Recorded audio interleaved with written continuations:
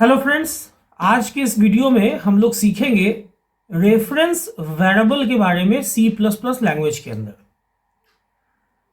बहुत important concept है reference variable का, और इसी के वजह से सी प्लस प्लस में फंक्शन का भी जो है कॉलिंग स्टाइल है वो तीन तरह का हो जाता है। एक है आपका है कॉल बाय वैल्यू, दूसरा कॉल बाय एड्रेस। ये दोनों जो है ये तो सी लैंग्वेज में भी था, लेकिन जो कॉल बाय रेफरेंस एक थर्ड फंक्शन कॉलिंग मैकेनिज्म आया सी प्लस प्लस में, वो सिर्फ इस वजह से आया क्योंकि सी प्लस प्लस जो है वो रेफरेंस वेरिएबल के कॉन्सेप्ट को सपोर्ट करता है। अब सवाल उठता है कि रेफरेंस वेरिएबल होता क्या है, what is a reference variable. तो देखिए, रेफरेंस वेरिएबल जो है ना वो एक्चुअली किसी एग्जिस्टिंग वेरिएबल का एलियास है, पुकारू नाम है।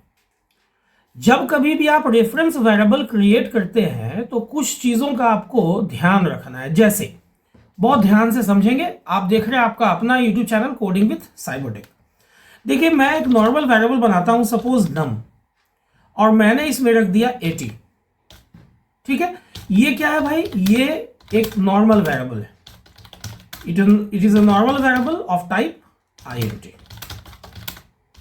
ठीक है, अब जब आपको रेफरेंस वेरिएबल बनाना है ना, तो रेफरेंस वेरिएबल बनाने के लिए, डिक्लेयर करने के लिए आपको एम्परसेंड सिंबल का यूज करना पड़ता है। मतलब एड्रेस, इसको एड्रेस ऑपरेटर या रेफरेंस ऑपरेटर भी कहा जाता है।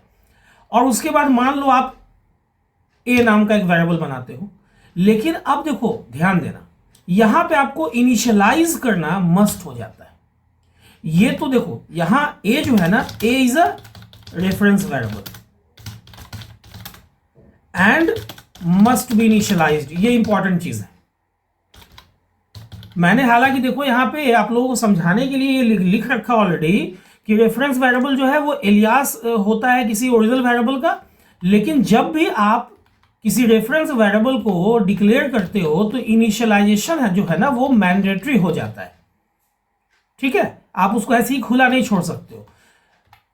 सेकेंड पॉइंट, आप रीअसाइनमेंट नहीं कर सकते हो। एक बार आपने जिस भी वेरिएबल से इसको बाउंड कर दिया ना, आप फिर वेरिएबल का नाम चेंज नहीं कर सकते हो। जैसे अभी फिलहाल मेरे इस केस में ए जो है वो बाउंड हो गया है नम वेरिएबल से, मतलब कि नम का एक एलियास रख लिया ए ने, एलियास का एक कॉपी बन गया ए में।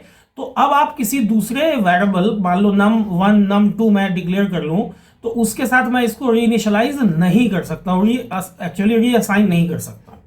ठीक है, तीसरा चीज है कि रेफरेंस वेरिएबल का इस्तेमाल फंक्शन में आर्गुमेंट को पास करने के लिए होता है, ताकि अननेसेसरी कॉपी नहीं हो वैल्यूज का। पास बाय वैल्यू मैकेनिज्म के साथ यही प्रॉब्लम होता है कि एक ही वैल्यू का मल्टीपल कॉपी क्रिएट हो जाता है। तो ये तो कुछ था की फैक्टर। जहां तक डिक्लेरेशन की बात है तो मैंने ये लिख रखा है कि देखो, आपको सबसे पहले जिस टाइप का वेरिएबल बनाना चाहते हो, रेफरेंस वेरिएबल डिक्लेयर करना चाहते हो, सबसे पहले वो डेटा टाइप यूज करोगे। मैंने यहाँ पे int यूज किया है। उसके बाद एम्परसेंड साइन आपको लगाना है, और तब जिस भी नाम से आप वेरिएबल बनाना चाहते हो वो नाम आप दो, फिर असाइन करो जिस वेरिएबल से बाउंड करना है, जो ऑलरेडी डिक्लेयर्ड है। तो मैंने ऐसा कर दिया है। अब इससे क्या फायदा है, आप देखो ध्यान से। अगर मैं यहां पे ENDL करके नम का वैल्यू प्रिंट करूंगा तो ये क्या आएगा? 10 आएगा। ठीक है, चूंकि नम में क्या है भाई, तो 10 है। अभी अगर मैं ENDL करके ए का वैल्यू प्रिंट कर लू ना, तो चूंकि ए एलियास हो गया नम का, तो इसका भी वैल्यू 10 ही आएगा। अब देखो ध्यान से, अगर मैं नम में, अब सपोज मैंने 10 रख दिया, मैंने ए में तो कोई चेंज किया नहीं, लेकिन अगर अभी आप प्रिंट करोगे नम का वैल्यू तो आप पाओगे कि देखो यहां तो 80 आ रहा था दोनों जगहों पर, लेकिन यहां पे 10 आ गया।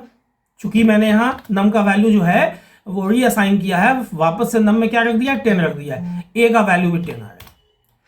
अच्छा, मजेदार बात क्या है ना कि नम को आपने यहां पे चेंज किया है। अगर आप ए के थ्रू भी चेंज करते हो, मान लो मैंने ए में 100 रख दिया, अब अगर आप प्रिंट करते हो ना नम का वैल्यू, तो देखो नम में चेंज हो गया है, ऐसा आएगा आउटपुट। अब देखो इसको हम लोग समझ लेते हैं, बहुत छोटा सा कॉन्सेप्ट है। कंपाइल एंड रन करो तो आउटपुट 80 80 10 10 और 100 100 आना चाहिए, जो कि देखो यहां पे ये आएगा ही। तो यहां पे कुछ जो की पॉइंट था वो मैंने डिस्कस कर लिया है, उसको एक बार मैं फिर से डिस्कस कर दूंगा। देखो यहां पे आउटपुट क्या आ रहा है, देखो 80 80 10 10 100 100, है ना। तो यहां पे जो की पॉइंट था, की पॉइंट क्या था, रेफरेंस वेरिएबल जो है जब भी आप इसको डिक्लेयर करोगे तो इसको खुला नहीं छोड़ना है, आपको इसको इनिशियलाइज कर लेना है किसी ना किसी एग्जिस्टिंग वेरिएबल के रेफरेंस से, है ना। इनिशियलाइजेशन मैंडेटरी होता है। दूसरा पॉइंट है आप रीअसाइनमेंट नहीं कर सकते हो, और इसका इस्तेमाल फंक्शन में आर्गुमेंट को पास करने के लिए होता है, जो आगे आने वाले फंक्शंस चैप्टर को जब मैं बताऊंगा तो वहां ये सब चीज डील कर दूंगा मैं।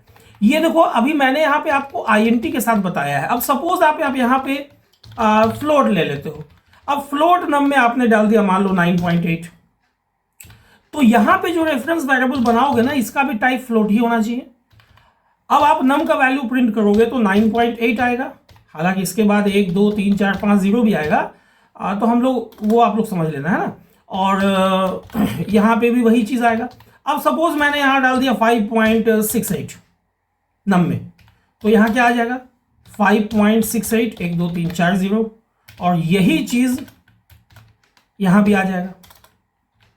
और मान लो अभी आपने 100 डाल दिया तो क्या दिक्कत है, ये 6 डिजिट आ जाएगा डेसिमल के बाद यहाँ पे, और यहाँ पे भी 6 डिजिट आ जाएगा, है ना।